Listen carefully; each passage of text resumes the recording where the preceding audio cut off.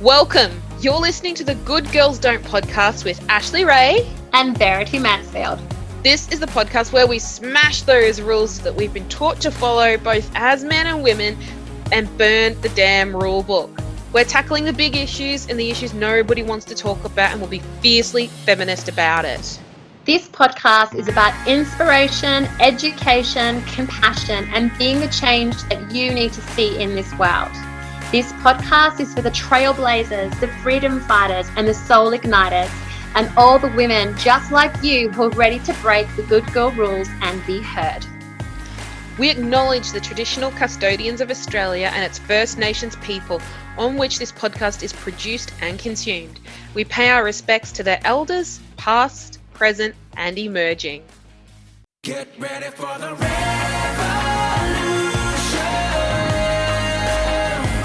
It's coming to you now. It's coming to you now. We're gonna sing an evolution. And they'll never bring us down. No, they'll never bring us down. Hey everyone, it's Ashleigh here, and I want to thank you so much for listening to this episode because this one in particular is really close to my heart, and I hope to share more of the stories and things that I've been experiencing over the last few years with you as we go along and as I am able to share them with you. Now, in this episode, we talk a lot about trauma, capital T trauma and lowercase t trauma. And I'm really proud to share that I'm currently in partnership with a fantastic psychotherapist based in Melbourne to craft and create a trauma informed care framework so that practitioners can work with survivors of trauma to really help facilitate true healing so that we get practitioners who are able to serve and do what they want to be doing, and survivors who are able to access really beautiful care from the right people. Now, as part of this, we're looking for people to share their examples with us and their experiences about really wonderful care that they've received from people like their hairdressers, their Reiki practitioners, their coaches, their energy healers, etc., both positive and negative. We're looking to discover what works and what doesn't work based on the customer's perspective, the survivor's perspective. So, I'd really appreciate if you can, and if you feel up to it, if you would share your stories with me. You can do that by sending your story to hello@ashleighray.com, or you can send a private message to us at the Good Girls Don't Facebook page, or on Instagram. Our handle is at Good Girls Don't Pod. Your stories really help us to frame what works and what doesn't work and make it a survivor focused framework rather than one that's focused on making it all about the practitioner. It's our hope that creating this means that more of us are able to access the right kind of care more often, and we're going to have our dignity and humanity respected in the healing process. Thank you so much for supporting us on this podcast. It means so much to Verity and to myself. Thanks, and we'll see you next time.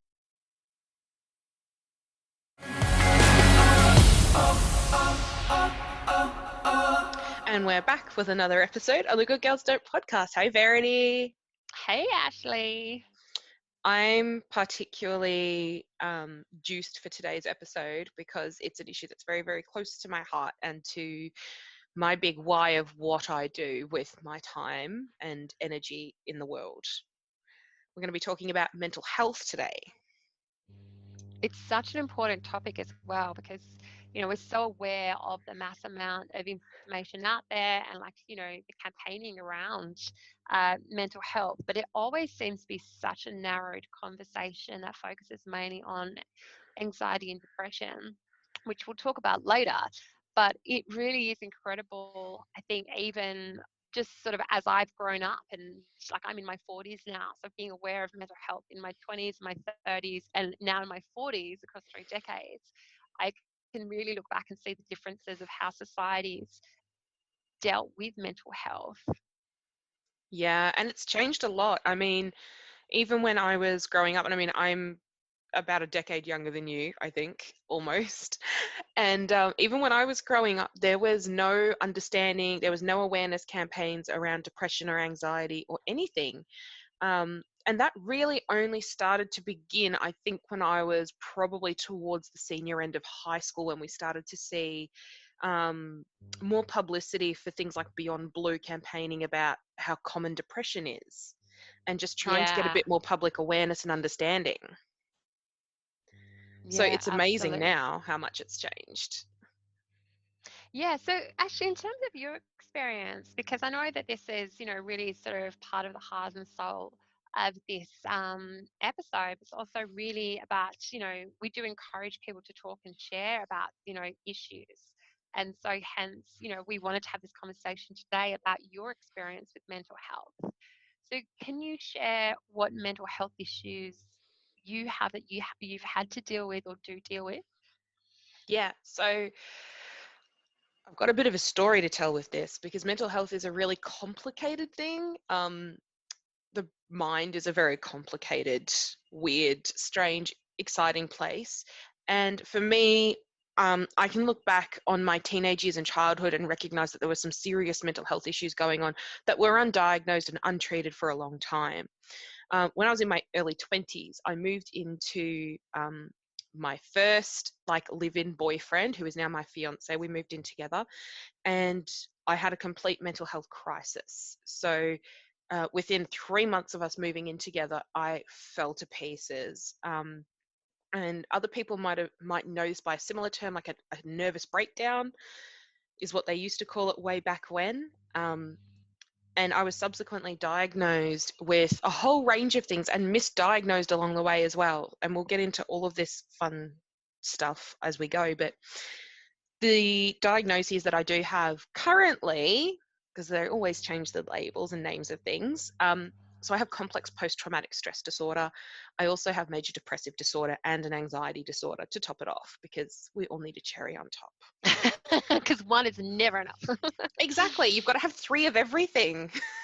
So those are my current diagnoses. They're liable to change based on how well I'm doing or not doing at any given point.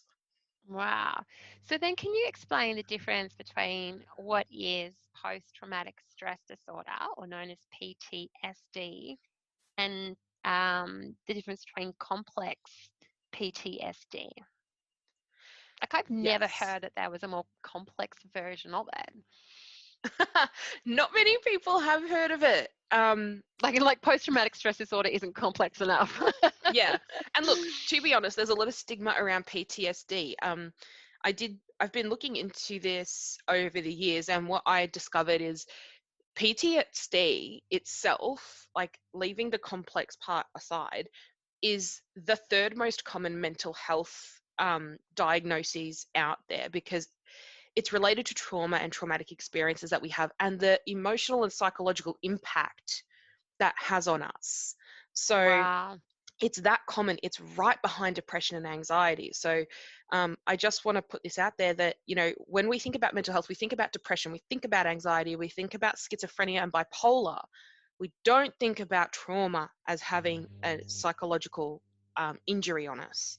I think we really undervalue trauma. And we've said this again in a previous podcast, but we don't recognize trauma as trauma because we're so used to being highly stressed and living in a highly stressed world that we think trauma has to be something catastrophic and near death, like coming out of like a horror movie or something, Hmm. in order to be trauma.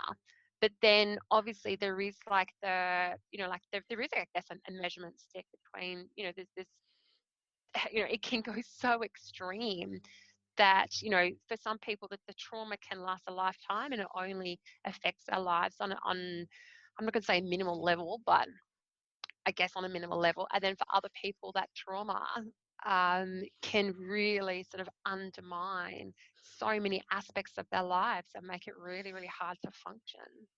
Yeah, it absolutely does. And to get back to the question, because this will help sort of frame this as to the whole my trauma was worse than yours, kind of, which kind of happens when we start looking at the diagnoses. Yeah. And not, it's not a competition unless you want to count diagnoses together and compare who's got more. Um, But so that would be very patriarchal. Like my penis is bigger than your conversation. So exactly, and we're not for that. We're not we're for not that. for that. It's not a competition Everyone's unless you're trauma is winning. important. um, so there is a really big difference between PTSD, which you might have also heard of as shell shock, versus complex PTSD. So the difference is that post-traumatic stress disorder is the psychological response to normally a single short-lived event that is, um,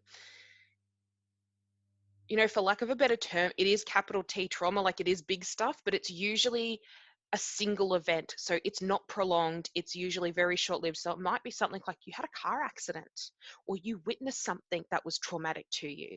So it's Yeah. those kinds of short lived single events that you can have PTSD from. You can get it from being a soldier. You can get it from being part of, involved in, witnessing traumatic things. So Yeah. the difference between PTSD and complex PTSD is the severity and how long lived those events were. Now, usually, the thing that they have in common is that it is a threat to life and safety. With complex PTSD, it's a prolonged and severe exposure to life threatening events. So it's actually a really common diagnosis for people who've experienced severe and prolonged childhood abuse or domestic violence. So most people like who would probably feel like, oh, I feel like I've got some PTSD could quite possibly have complex PTSD. Yeah, absolutely. So, complex PTSD, I think, is a more holistic view of your life circumstances and what you've been Yeah. through in life, whereas PTSD kind of looks at a single event, and it's kind of like it kind of presumes that that you've lived a completely normal life, uneventful up until that point, and then suddenly, I use the car accident example because it's so common that we have a bit of trauma from that. Everything's fine. You're in a fender bender and you're a bit shaken from that because you're human, heaven forbid. Complex PTSD takes a much more holistic view of your life and goes, okay, what was your childhood like? What was your parenting like? um, it looks at everything, your ability to function, your ability to participate in life as a whole, including your Yeah. ability to work, have relationships. Like it is a much more holistic view, and they do have really similar symptomology. So the way that they present and they express themselves is really similar. It's more to do with the length of time that you were exposed to trauma. So Wow. if I can, I'd really like to give a couple of examples of how people get CPTSD, because again, it's not something that we talk about in the public much at all. Um, People get it from experiencing domestic violence, being witness to domestic violence, and not just the kind that leave bruises. So this is like psychological warfare. It's witnessing all of this as well. It's being in the environment of it. Um, And I think that's one of the things that, I always find is so important to point out, like that psychological warfare, often we don't register as well that it's happened, because it can be so sneaky and so manipulative and so damaging. Um, and, like people think that the physical violence is the worst level. And we often forget to actually look at the impact of that emotional abuse or the psychological abuse that doesn't show physical scars. And the impact of that can be absolutely horrific and play yep. absolute, so like horrendous havoc in people's lives for years and decades ahead. Yeah, I know many survivors of domestic violence who, a lot of us agree that the physical violence is not the worst part. Like that's the bit that they wish, like, could they just beat me up and get it over and done with, I've heard that so because I much as can't take well. yeah, I can't take this. And by the way, I really want to recommend a book if you're interested in looking into um, this further into domestic abuse, is to look up Jess Hill's book, Look What You Made Me Do. It's amazing, and it talks about all the complexities that go on with domestic violence, but I digress. But isn't that also the perfect like form of the psychological trauma? Like, look what you made me do. Yeah, and that's why it's titled that as well. So Yeah. um, you can, it's, you know, for me and my story, I experienced prolonged abuse from the time I was 12, and a bit even before that, but it really sort of ramped up to a whole new level when I was 12 and continued until I think I was 20 or maybe 21 when it sort of stopped. So that's a long period of time to be going through stuff. And for me, that spectrum includes rapes by different people that were part of my life at different times. It includes psychological abuse. It includes yeah, almost a little bit of every kind of category of abuses. um, Yeah. and that's where it stems from for me. It's not like that for everybody. Which is so, I always think that it absolutely takes, just an incredible amount of courage to be able to share these types of stories with people. And I think that's really um, such an important part of this podcast, Ashleigh. And I really do honor you for having the courage to have this conversation on your own podcast, because it does make us really vulnerable. It does really put us in a spot where we have to share our stories, and it can be so hard. And we are, like, Ashley and I are always bringing people on and getting them to share their heartfelt stories. So it's really important for both Ashley and I to be able to share ours too. Because no one's perfect, and everyone has a story and everyone has a past, and the more that we share them, and the more that Ashley and I also lead by example and sharing our stories, which, if you've listened to a lot of our episodes, you'll probably know way more about Ashley than I, then we probably might want you to, or that you might want to. There's word Um, vomit. I think we're both pretty happy neither of our parents have listened to our podcast yet. But Ash, I really want you now to share this story because it's hard, and those things should never be said lightly. That one has experienced such horrific forms of sexual abuse. Oh, thank you. I've wanted to tell my story for a long time, and you know, we know off air that there are parts of the story that I can't share at the moment because we're currently at the end. We're kind of at the end of going through the court system and the justice system, and I can't share details about that until well after we're done Legally, yeah. because I don't want to screw up my court case. Weird, I right? heaven forbid. So yeah, this is something that I do want to share, that I can share quite openly, and that I'm a huge advocate of people getting the help that they need when it comes to trauma, because we've said this a million times, we don't talk about it. We don't have the support in our communities, in government, in our friendships. We just don't have the support to recover from it. And to be honest, like, I don't know if you ever recover. I will let you know if I ever find a definitive answer to that. We'll do a PSA, Yeah. but we just don't have the support out there. And I think this is part of the thing of, breaking these good girl rules, that the good girls are always raised to put everyone else's feelings first, to always have a smile on her face, regardless of what's going on, to shut up, to sit down, to, not be an attention seeker, to stop making things about herself. Like, there's so much pressure on the good girl to just, like, basically what I said, to shut up and sit down and pretend that everything's picture perfect, especially when family is involved. There is a pressure on all women to present that they have the perfect family, whether you're a child of that family or whether you're the wife of that family or the mother of that family. There's always that pressure there to pretend everything is perfect, and it's fucking not. Like, for most people it's not. um But for some people, there's a lot more of a darker history. And like you said, this real trauma that goes on behind closed doors. And we're all encouraged to brush it under like sweep it under the carpet and not talk about it. Yeah, and I want to share something that's really important with trauma, PTSD, complex PTSD. It happens to for both. Just in relation to this is, we talk about the sweeping under the rug and not talking about it. That literally happens for a lot of trauma survivors. So um, our memory is altered. So we know that trauma is a psychological injury that happens to people.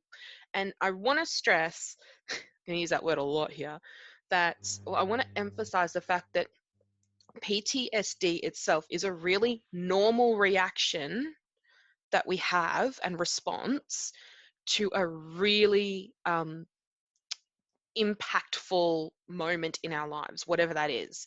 It's a really normal way that the human responds to something very shocking. So it's normal. It's when it becomes a bit toxic that, more professional support's needed. Getting back to the sweeping under the rug, our nervous system, depending what's actually happened to you and what your coping mechanisms are, your nervous system and your psychology is going to dictate whether or not your memory will be altered. And when I say your memory is altered, I can share this bit with you. um, I've had so many instances of violence in different formats through my life that I could not cope with it. It becomes overwhelming, especially if you're a child and you're going through a lot of Oh, massively. yeah, you're a child, whether you are like primary school or high school, or you're just, late teens, whatever it is, you're still a kid. Um, you become overwhelmed with the emotion and the impact. And if you don't have the support to cope with that, your mind is really kind of cool in how it does this. I'm really in awe of how people's brains do this. Your brain will almost partition itself and it will take those memories and lock them away, and they will not resurface until you have I think for maybe one of two reasons.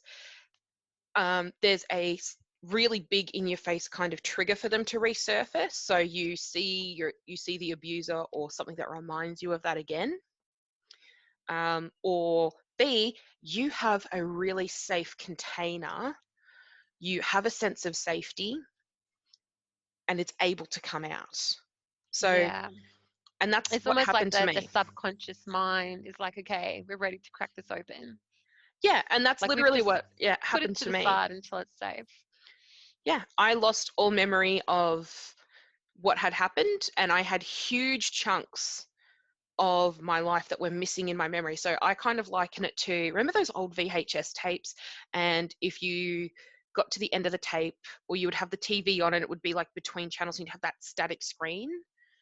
Yeah. That's kind of what I had in my head for huge chunks of my adolescence. Um, and I didn't even think anything of it. Like it just wasn't on my radar that this wasn't normal or anything, until I had the mental health crisis and it just came pouring out. Wow. Yeah, that was not a fun No. that was not a fun It year for wasn't fun. me. Yeah, it's almost like that extreme version of, our basic survival instincts kicking in. So when we're children and we're trying to deal with things that are beyond our control because, we're children and we're usually not in control, adults are, that we do end up going into these self-protective mechanisms. And usually, there's like the fright, the flight, and the freeze.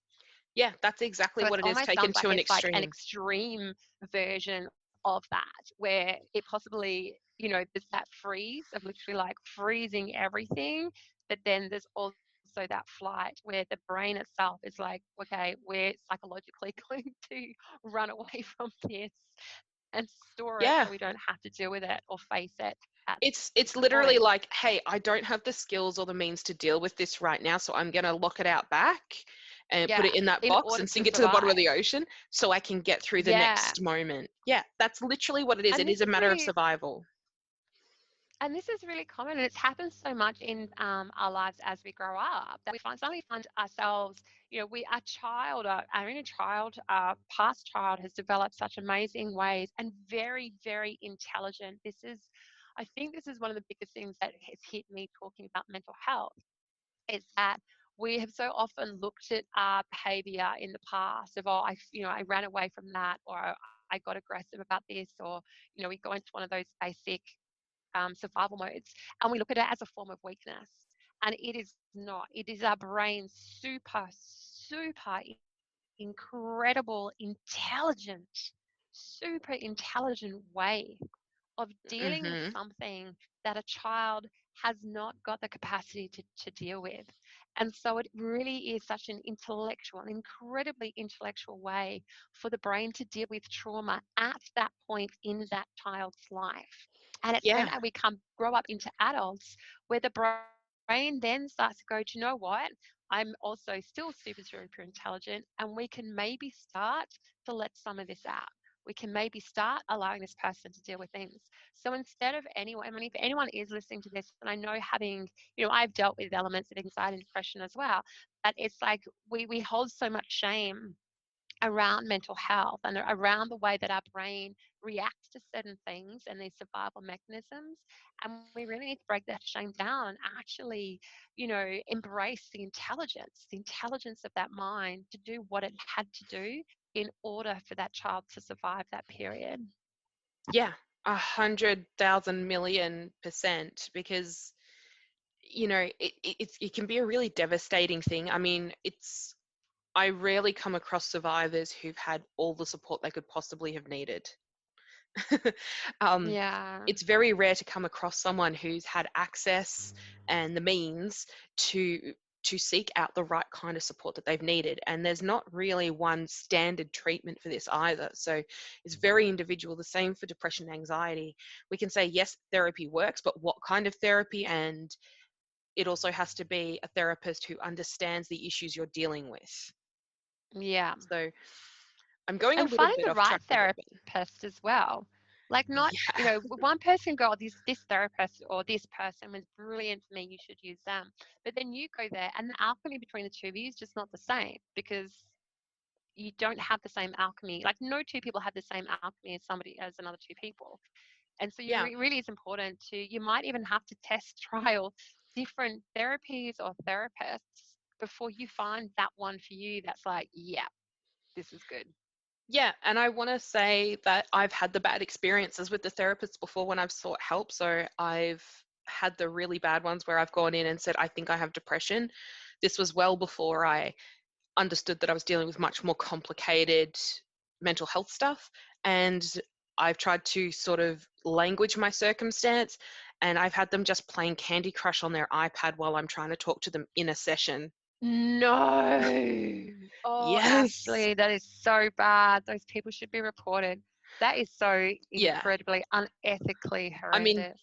I've had that experience, so I know how bad it can be. I've also had, at the beginning of my mental health, I'm going to say awakening, because I didn't know what mental health was at the time. When I was in crisis, I just moved into this house. I'm still in it now, where we're recording. We just moved in together. So I had to find a GP, found one that was within walking distance of my house, which was really great. I'd only just been there like once before, I think, for like an antibiotic. Suddenly I was there, complete mess. And I want to share this story because I think it's really important that we start to talk about doctors behaving badly, and the problems wrought in our mental health system as well, and not just being grateful that we have one at all. We have to be open about the issues with it. I went there and I was misdiagnosed right off the bat with having bipolar. So the doctor looked at me and said, yeah, the symptoms you've got, I think you're bipolar. He asked me questions about if I had been on any recent shopping sprees, or apparently that's a really common thing for people with bipolar. When they get manic, they go and spend money they don't have. They take out loans. They go. That's what he told me. This is not what I think. And I said, well, yeah, I did just go and spend a lot of money because I just moved into a flat with my boyfriend for the first time and we didn't have a lot of things. We had to Get with it. buy a lot of furniture and stuff to set up our house. Um, and I had basically gone in there and said, look, I'm not sleeping. I'm having a lot of trouble with sleep. I'm really exhausted. Can you please, is there anything you can tell me that is going to help me get a couple of nights of respite from this? And what he ended up prescribing me is an antipsychotic drug called Seroquel. Now, a lot of people do get Seroquel for different reasons. It is an antipsychotic drug, okay? Mm. I was given a really low dose. That drug, I took it for 3 or 4 days. My timeline's a little bit fuzzy here. Um, and I had a great night's sleep the first night. I felt dopey out of it, bit weird, bit like being really drunk. Um, Went to sleep. Oh my God, best sleep I'd had in what felt like forever. Um, but as the days sort of went on, I lost function. So I'd gone from being able to like cook and clean and like be a normal human to I couldn't remember how to use a spoon or a fork. Like I couldn't connect the dots to pick up a spoon, put it in my cereal bowl and bring it to my mouth. And Oh my then gosh. like That's that's how actually really extreme it was. scary. That's how extreme it was. And it was very scary and I was really scared and um I also couldn't speak properly. Like I couldn't articulate my thoughts. It was literally like a dark cloud had like come over my mind and stopped me from functioning. So it is an antipsychotic drug and it actually made me a bit psychotic, which is one of the reactions Wow. listed in the PDS that if you're not psychotic, this is one of the impacts it can have. It actually made me suicidal as well. So I had a suicidal episode a couple of days into taking that drug, um, which was very scary That's for my scary. partner. Yeah, it was really scary. I was almost admitted to hospital for it. And thankfully, the reason that I've been able to avoid going to hospital mental health emergency wards like the psych wards, twofold. One, they never have enough beds. Two, there's no long-term sort of care. So you have to be really, really extremely sick to get into their psych wards. And three, my aunt who lives next door to me is a mental health nurse and expert. And she thankfully is a huge part of my life and was a huge influence in me not having to go to the hospital. So Yeah. misdiagnoses happens a lot. People are prescribed the wrong medication. And even the medication that we do have for mental health isn't awesome in the sense that there's a lot of side effects. Um, and that's a really big reason why people don't stick with this medication because it does make you ill in other ways. And you, Yeah, I know, sorry to interrupt. I've heard that from so many people. I knew of a guy who suffered with schizophrenia and he was constantly on and off his medication. Um, and for him, he would say, like, because he would started to feel good and stuff, he was like, "Hey, I feel good. I'm healed. It's all fine now." And then he'd go off it and obviously would hit a crisis point again. And then yeah, I've had friends who have taken it, who've taken medication for depression and have put on so much incredible weight. And watching them, it was a friend that's dealt with bipolar. And hmm, so when they'd have a manic episode, they lost heaps of weight. When they had a depressive episode, they put weight on. And it was literally like seeing, what's that movie that's got Gwyneth Paltrow in it?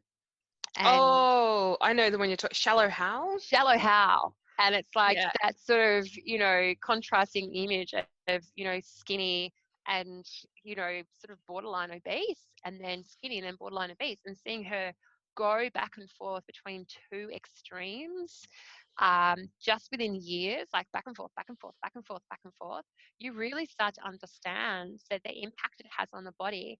And then, when they were medicated, her weight would go up again. So every single time she put on weight, it was because she was on medication. Every single time she lost weight was because she chose to come off it. And it was, I can't imagine the trauma that alone was doing physically to her body, yeah, let it's a alone the huge thing. psychological impact that was having on her and her self worth and her confidence. I mean, it's amazing what the medication can do if you have the right support and the right kind of Yeah. team behind you. But I mean, if for some people it's a really positive thing and they can't function without the medication, and I get it, but I really I get why people don't stick with the medication, because you have to give up a lot of yourself in order for the medication to work, for it to even have a chance to work, because antidepressants are not like an antibiotic or a Panadol that you just take once and it's done. You have to take it every single day because it replaces the chemicals your body naturally produces, and your body then has to get used to a certain level of chemicals being artificially produced in your body, Yeah. that affect every part of your body. So it affects your ability um, to get out of bed in the morning, to function as a normal human being. It affects your ability, it affects your sexual desire, it affects your weight and organs in your body. So I know that a lot of people who are on antidepressants have problems with their livers, which is really common. A lot of people stack on weight, and you can't lose it. It's not weight. Well, you can lose it, but what I mean is it's stubborn weight for a lot of people. It affects so many different things. And for me, when I took it, when I was in my mental health crisis, it was absolutely necessary that I took it, because I needed to be able to do the bare minimum for myself. And by that, I mean, when it was at its worst, I needed the medicine to help me get out of bed in the morning and take a shower, because without Yeah. medication, I couldn't do that. I needed it to try to help me go to work. Now, this is something I also really want to address. We're going to jump all over the shop here, but when you have a mental health crisis, it's extremely hard to maintain any kind of employment. And employers aren't clued into what a mental health crisis is. They don't get it. It's not their job to get it. They're not the therapist. They're not a psychiatrist. They're not paid to know what this stuff is. But there's also no compassion or empathy. There's no, given how common mental health problems are, there's no plan for what happens if an employee has a crisis and they need time and they need help. There's often just none of that. You might get it if you're in maybe quite a high-end job where, I don't know, it's a really different kind of culture to the one that I was exposed to, but I worked in government contact centers. There was nothing. And it's not uncommon. I've worked in places where there's been an employee with known mental health issues, and the treatment they've received from that workplace is more have been of like being the butt of people's jokes, or the rolling of the eyes, Yep. if they've struggled to turn up to work, or if they've just turned up to work late. And there's plenty of other people in that workplace that had turned up for work for less, like for more ridiculous reasons, like just slept in, or forgot it was Monday, or Yeah, just there are didn't want people to who come to will, work, yeah, versus someone who was having experienced a mental health crisis. And to have the person who's experienced mental health crisis, watching people ridicule them absolutely makes me fucking furious. The yeah, lack of compassion, the lack of empathy, the lack of understanding, lack of tolerance that we see still in society towards mental health. We really, as a society, should be ashamed at yeah. how we have responded. I think we should, and we should have an inquiry into how workplaces handle this, because looking at the wider picture of this, you can't maintain employment easily. A lot of people that go through a mental health crisis, it doesn't just end in a day. It's not like you go to the ER and you could be fixed up within a matter of days, and maybe it takes a couple of weeks of recovery and some physio. Um, Yeah. it's not like that at all. Um, this is stuff that you often can't get into a hospital for unless you've made a very serious attempt at suicide. Um, and even then, I think they're pretty careful about who they do and don't take in, because they have such a limited number of beds. Now, if you can't maintain your employment for whatever reason, because your boss is not willing to make your job more flexible to meet your needs, um, or whatever, then what are your options? You are stuck with, I mean, in Australia, we're very lucky that we do have a social safety net with Centrelink, and having things like disability support pension and job seeker, we're lucky that that's there, but it doesn't. There's still no understanding or framework for mental health crises within that system. The Yeah. closest payment that you can get is a sickness allowance, but that presumes the only way that you can get that is if you have a job to go back to and your employer is willing to fill out the paperwork, Yeah. um, which many are not, which is a very sad thing. It leaves people who are mentally ill under-resourced and extremely vulnerable to things like homelessness, which further complicates healthcare needs. Yeah. So in my own situation, I'm extraordinarily lucky that the home I live in is owned by a family member and we have a good relationship and we're able to talk about where things are at and what we need help with. So I'm really lucky that I know I'm not going to be homeless. But I had if by chance this property was not available for rental at the time when I needed a rental, there are many, many times when I would have been, because our Yeah. system is not supportive of people with complex mental health needs. And I think, that's something, that's so important to recognize. Like I knew an amazing, incredible, beautiful human being that suffered with alcoholism, and they ended up being admitted into a hospital. Um, I think the police actually took them to the hospital, and when we were speaking with the doctors, um, they kept that person in overnight Hmm. more to protect themselves, because the police actually said if we release them out on the street, literally the minute that they're sober, they're gone. But if there was a more severe mental health problem, if they were just going to get drunk and annihilate themselves again, the police had no way of protecting that person. So the police and the doctors actually conspired to have them admitted under the mental health care um, policy, Yeah. We call it in and so that they Australia, were it's a 51. Yeah, you get 51s. So yeah, they were forced to stay overnight in the hospital until we could actually fly someone over east to literally pick them up from the hospital and then bring them home, literally babysit them and bring them home on a plane so that we could get Yeah. them the treatment that they needed. Another really interesting thing that the doctor said to us is that they could not diagnose this person with any mental health issues until they were sober for 3 months, because they cannot tell what comes first, the addiction or the mental health. Does the addiction cause mental health, or was the addiction a result of having a mental health issue? Yeah. And So addiction is it's so common. complicated. Like Absolutely common. So common it with mental health. goes, particularly with trauma, it's a really highly correlated coping mechanism. So substance Yeah, abuse and and with alcohol depression. abuse, yeah, it's Yeah. hugely common. And every time that I went to a psychologist, psychiatrist, doctor, and I had to go to many to find the right ones for me, um, they would always ask me about the questions like, do you abuse alcohol? Do you have issues with any drugs? And I would always say no. And they were like shocked that I was not a big drinker, that I didn't abuse drugs. Like they were genuinely like, no, no, no, I need to ask you more about this. Um, and that was also really enlightening to be like, hang on, you don't believe me. Um, Yeah. and I had to explain to them, it's like, look, no, I don't drink and I like don't do this and I don't do that because I just don't know anyone who does. And I'm sure that if I had easy access to that stuff, then probably I would, but I don't. So alcohol and drug abuse is hugely correlated with trauma and depression, anxiety, and all the things that go with it. And it is hard to tell because sometimes they all present the same. I mean, PTSD has really similar symptoms to anxiety because anxiety forms Yeah. part of it.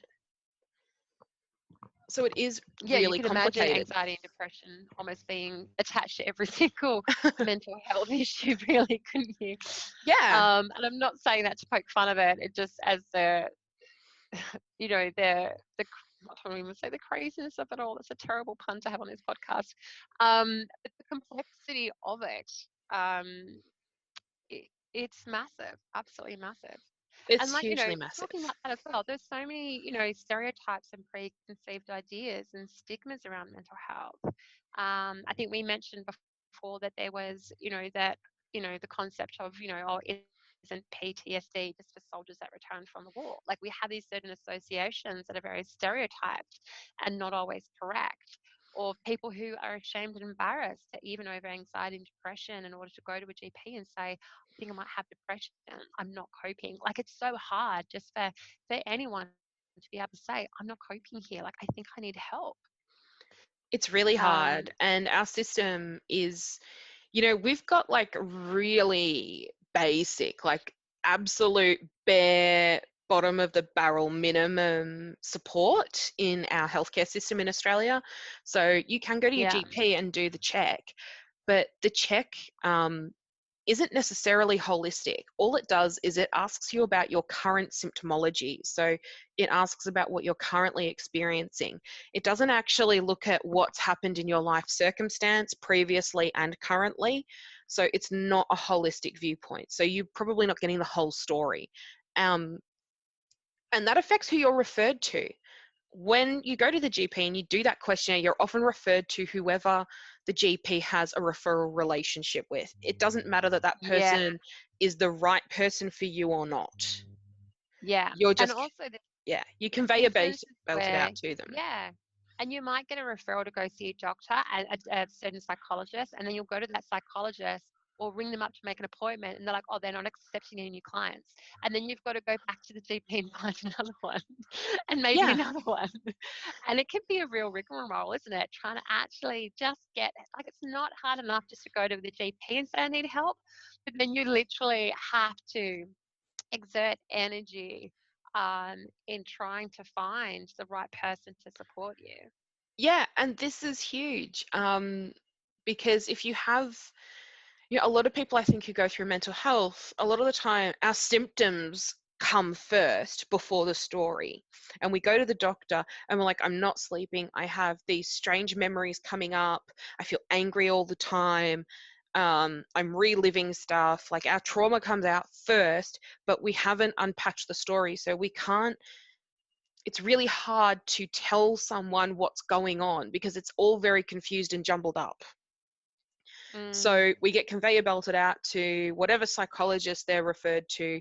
Hopefully they're the right one. And hopefully you don't have to wait 6 weeks to get your first intake appointment. Um, and then another 3 weeks before you can have another and normal appointment. that is honestly some of the biggest issues. Like I know when I've had to go to a GP and say, look, I think I'm suffering from a bit of depression, of being able to, one, actually get an appointment with a psychologist. Two, you go to make that appointment with the psychologist. And like I said before, they're not taking any patients. So you've got to go back to the GP and find another psychologist. Then you go to the other psychologist and you find out that they, you might have been able to get in at a certain time that time, but they have no more available appointments, and they've only got available appointments during working hours, of which your boss is not going to let you disappear for, an hour and a half, 2 hours every single week during work hours. Or Exactly. then, yeah, or, you have the experience of, sorry, Ash, it was just something that you just touched on so beautifully before. And I can't remember what it is. That's okay. If it's important, it'll come back. But I want to build on what you said. You only get 10 sessions covered by Medicare every 12 months. So every year you get these 10 sessions with a psychologist covered. Now, you don't have to do out of pocket for that. It's covered by Medicare. I want to say that that's not anywhere near enough because you have to build rapport and safety with your psychologist before you can dig into it. That can take the majority of 10 sessions to do. Um, and keeping in mind that often when you see a psychologist, you're delving into the most deepest personal parts of your life. And for me, it took close to, I think, 10 sessions. And at one point, I was seeing two therapists a week. So I was seeing, and they both specialized in supporting victims of violence. So I was seeing one therapist on a Monday and then someone else on a Wednesday to get me through a really, really rough patch. But it can take ages to build up the rapport that you need with someone. And then you start to divulge your story and what's going on and piecing it together.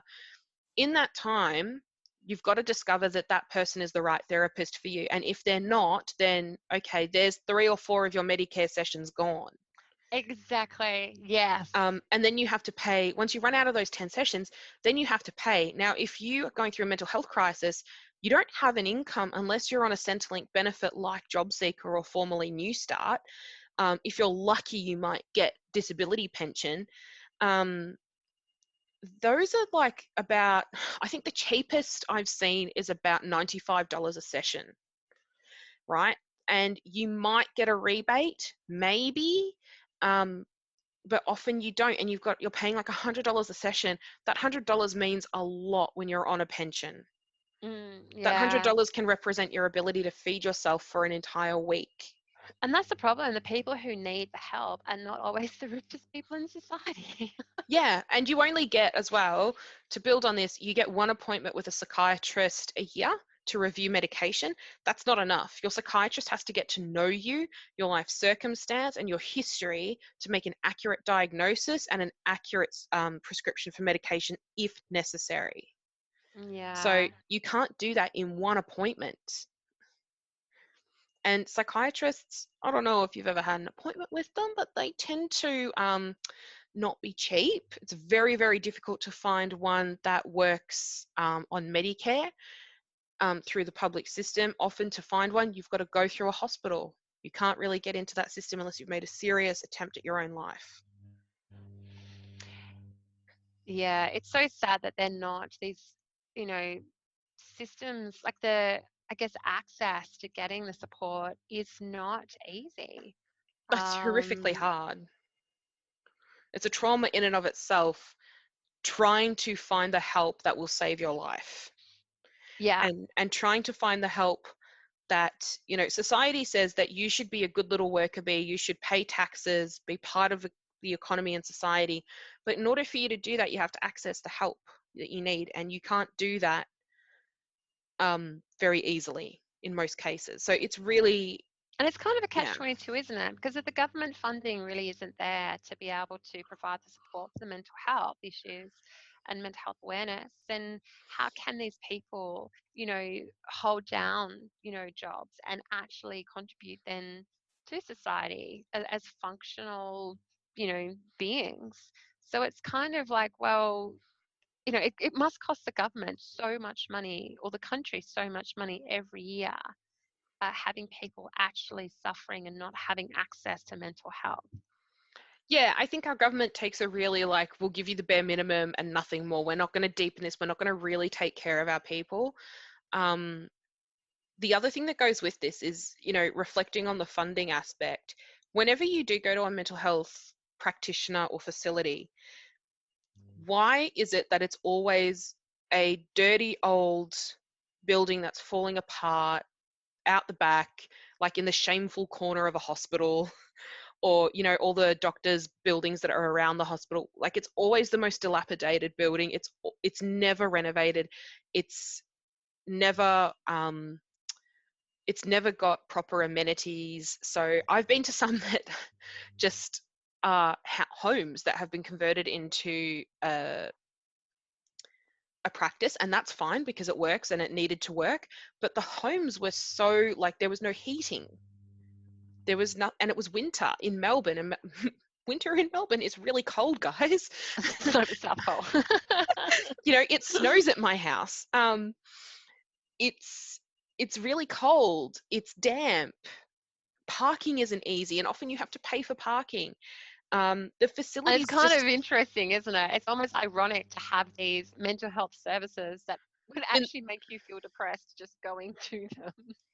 yeah, and it's like, why can't we have a mental health building that is beautiful, that has a wonderful garden that you can sit in with your therapist and do a session there, that has floor to ceiling windows that lets in all the natural light, something that is beautiful, the God same. forbid, things that actually help mental health.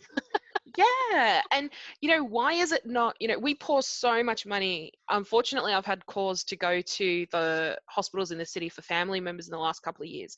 We put so much money into funding our major hospitals, and my God, they do amazing work, and I don't begrudge them that funding. But we don't put that same amount of effort into our mental health system.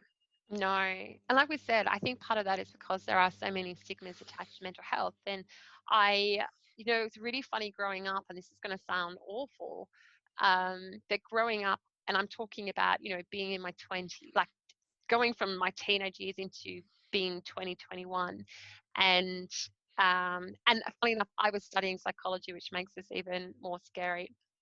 Um, but for me, mental health issues such as, borderline personality disorder, bipolar, and schizophrenia, for me, they were issues that people suffered from who were criminals. Like they were reasons why people became criminals, or why people became rapists, or why people became serial killers. I Mhm. never was, and I'm saying this as, society, how society has portrayed mental health, but they never were shown to me growing up as, everyday issues that the everyday person deals with or could deal with. They were always kind of associated to something psychotic, something, kind of ugly, nasty, and dangerous. And I I think think that was all the that same in bullshit, media. and that's what I'm saying. It comes from the media. It comes from the movies we watch. It comes from this, I guess, oversaturated idea that we're fed, through different elements of the media about what mental health or how mental health has been portrayed. Like if you've got mental health issues, then you're psychotic, and there's something wrong with you. There's something broken, and you're probably going to run around and be a deviant and hurt other people. Yeah. And I think we really need to, as a society, take ownership and change that conversation, because it really does. I remember being pregnant, or actually having had given birth, so I was no longer pregnant, um, and going into depression and being at the doctors, and they made me fill out one of those, forms to check my mental health. And I remember very clearly lying on that form because I didn't want to be diagnosed with depression. I didn't want to have those stigmas. I didn't want to be told that I was uncapable, incapable, or broken, or that I had a problem, that I wasn't coping. And so I Yeah. purposely lied through my teeth and then went home and bawled my eyes out because I needed help. I probably should have been medicated. I definitely needed a psychologist at that point in my life. And Yeah. I remember getting pregnant again and going, do you know what? This time when it happens, I'm going to be honest. So I gave birth again, ended up back at and now I think it's a routine check they do with women, like with the healthcare nurses. Mhm. Went back to the nurse and again lied through my teeth, knowing, like going, I promised myself I was going to be honest, and I couldn't. I couldn't be honest. I was so petrified of the stigmas, of the shame, of the guilt. Um, and it was like just being frozen and not being able to make the right decisions for myself. And I just think, this is why it's so important, why we have such high records of rates of suicide, Yep. because there's so much shame and so many horrible stigmas attached to mental health, and we really need to find better ways of dealing with it and talking about it that doesn't induce shame or guilt. Yeah, and it's not always taking a pill. For me, I refuse to take medication unless I absolutely have to because of the experience that I had with the Seroquel. And because I know how detrimental taking an antidepressant can be to other parts of your life and your health. So I avoid that at all costs unless it's like absolutely necessary. But back to what you were saying a minute ago about the stigmas, I really want to just point to a tangible example if people are like, I don't know what you're talking about. A couple of years ago, I think it was 2018, there was a horrific murder of a 22-year-old girl in Melbourne at a really popular public park, Princess Park in Carlton. Her name was Eurydice Dixon. She was raped and murdered and left in the middle of a cricket pitch for a jogger to find in the morning. Um, 22 years old. Like, that broke me. I was a mess for a week when I saw this story. And the perpetrator, James Todd, who is now in prison, I think for life, or one of the longest sentences we're allowed to give in Victoria. Um, it was often pointed out in the media, in a lot of news articles, that he was autistic. That and had, I think, some other kind of disorder or something going on. But it really upset me to see that, because my partner has autism. Autism is really common. And it also just made me think, oh my God, if they're saying that about them, I cannot imagine like what they're going to say if they think he's got depression or something else going on. The stigma that that adds for people who are already disadvantaged and vulnerable, it's horrific what it does for them. It's like, to dumb it down a bit, it's like the worst kind of word of mouth and PR that you can have for something. Yeah. Um, and it's really common that we do that when we see the serial killers being arrested on TV, or we are watching true crime stuff. Um, we point to, oh, they had an addiction, oh, they had schizophrenia, and that sort of stuff. We don't consider that everyday people have mental health battles that they're And I'm not waging. committing crimes. Yeah, and we're not committing crimes. I've never been arrested for something. I have never committed a crime. When I say I haven't been arrested, I just mean I haven't been caught, but I'm kidding. I've I've never committed a crime.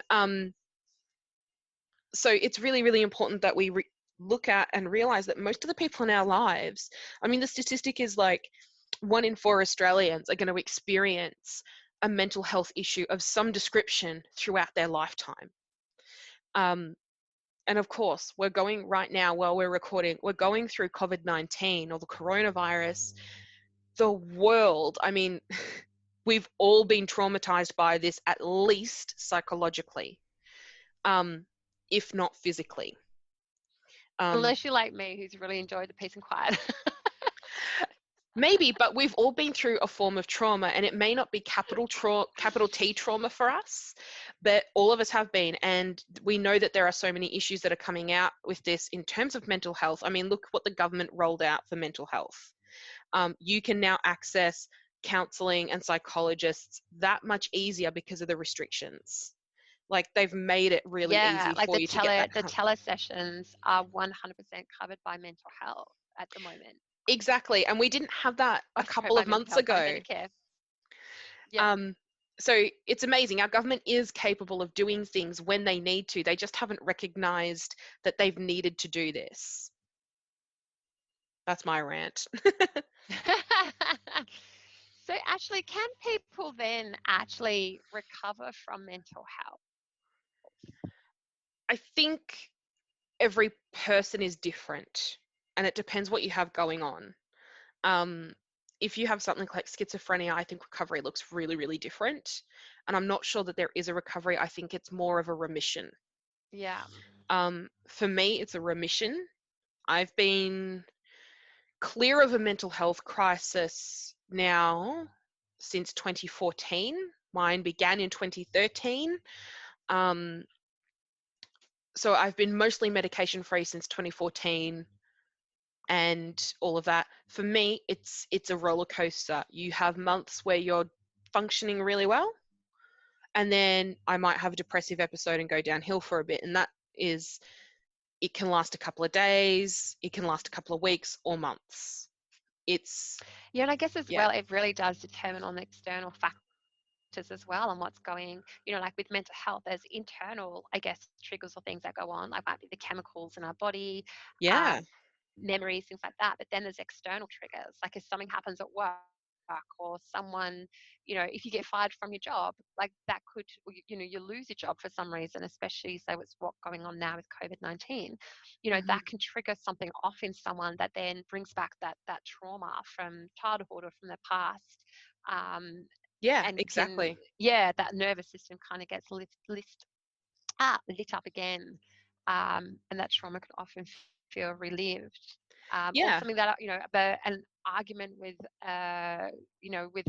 your partner, or something happening in the family, or family get-togethers. I think are brilliant for Oh triggering God. past trauma. Um, Yeah, they are. but there's so many of them. You know, there's not just internal triggers, but external triggers. And so you might be sitting there and feeling like you've been coping really well and things are going really well for you, and then you have a run-in with an ex, or something happens financially, or something happens at a family, get together at Christmas or something, and then suddenly, or something happens at work. There could be conflict at work, and suddenly we're not coping, and we're back to, having that trauma, Yeah, and rise up again. that's genuinely what happens for me. I'm aware of a lot of what my triggers are. So, just as an example, I don't want to say, like, I have normal triggers that people would recognize in terms of, like, hey, you had an argument with your partner, of course you're going to be upset. Or hey, things are a bit uncertain with work right now, of course you're going to be upset. But there are other things that um, I've had to really get to know myself in a whole new way and figure out what works, what doesn't, really intimately. So, for example, I love true crime and crime shows, but I have to be very careful about how and when I consume those, because of the effect it has on my mental health. Because I have experience with violence and the impact it has on people, it can very, very easily send me back into a trauma state where I'm reliving what's happened to me in the past. Which is never a fun thing to experience. So I used to binge watch Criminal Minds and CSI years ago. I can't do that anymore. I Yeah, can. so did Um, I. I'm like, yeah, no, I'm good. um, I really love true crime podcasts, but I have to be really careful about when I listen to them, and what the subject matter of the episode is. Um, so I always listen to the introduction for their sort of blanket trigger warning about, okay, what themes are going to come up. Um, I know that for me, um, there are a lot of unconscious triggers that happen as well that I can't figure out why they're there or what they mean. So I don't know when it's going to come up. A really good example of this is I did have a job um, in a busy part of Melbourne, and I would go there. Um,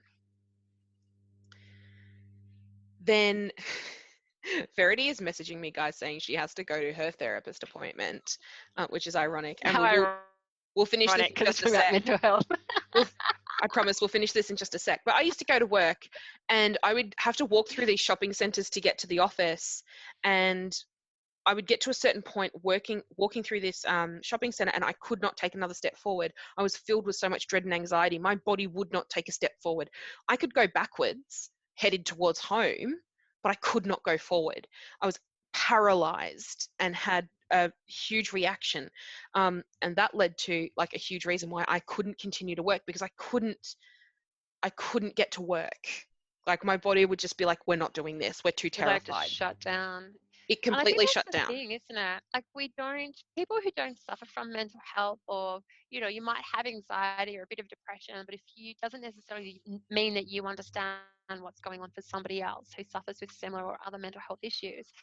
And Exactly. we really do not understand what it's like for someone, for the courage it takes just to get out of bed in the morning, for the courage it takes just to get dressed, for the courage it takes to put food inside their bodies.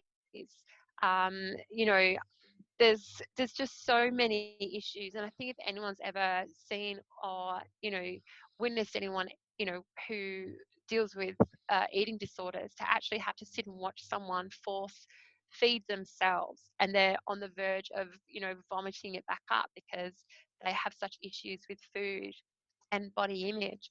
It is so, you literally get to see a physical response to someone's mental health issue and how hard it really is for them just to do the basic things that the majority of us take for granted.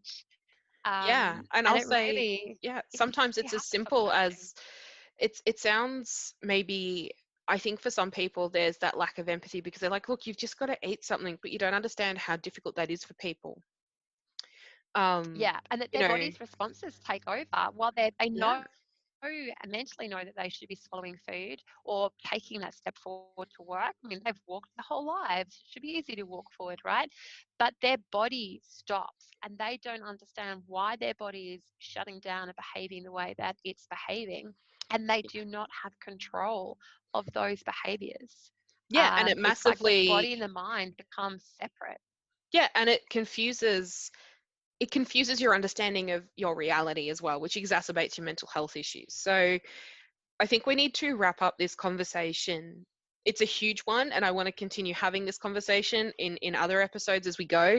But I think this is a really Yeah. good, this is such a really, well, it's a big conversation. I don't have another word for it.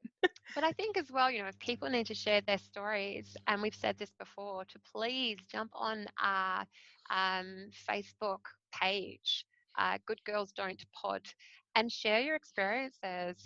We're more than happy for people to jump on that page and have a chat with us about their experiences, what's going on for them, how they've dealt with it or have been able to deal with it, Yeah. ask questions, of each other or where to get help from.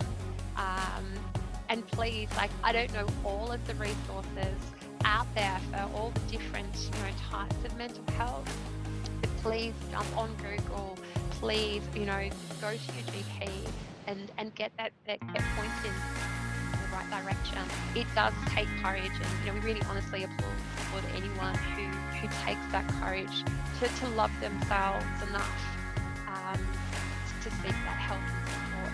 It's not impossible. No matter how I think we're, helpless and hopeless it can feel at times, it's not impossible to feel better or to have a bit of support. And sometimes it's really the smallest things that make the biggest difference in our lives. So even just calling to make that appointment or booking it online can make the biggest difference. Yeah, or even talking to your partner or a parent or a best friend. Or someone else that you know who suffers, with something similar, and asking them to help you take that step forward, getting them to come with you to the GP or to dial the number for you and to push you when you can't push yourself to get that help. Absolutely. So thank you so much for listening, everyone. We hope this has maybe, I suppose not necessarily educated, but maybe opened up your mind to different possibilities around the issues of mental health.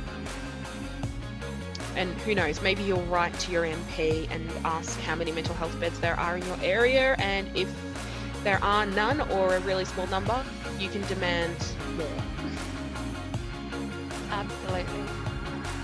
Well, thank you so much for listening, everyone, and we will be back with a new episode very soon. Hey, if you want to continue this conversation, head over to our Facebook page and be part of the revolution. You can find us at Good Girls Don't Podcast on Facebook. Please note we cannot create change alone. Your support, likes, comments, shares, and iTunes reviews help us to give a voice to the insanely inspirational women and the controversial issues that we discuss. If you'd like to be a part of our podcast, or if you have an issue that you have a burning desire for us to bring into the light, please contact us.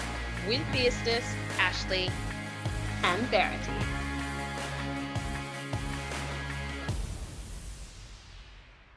Get ready for the rain.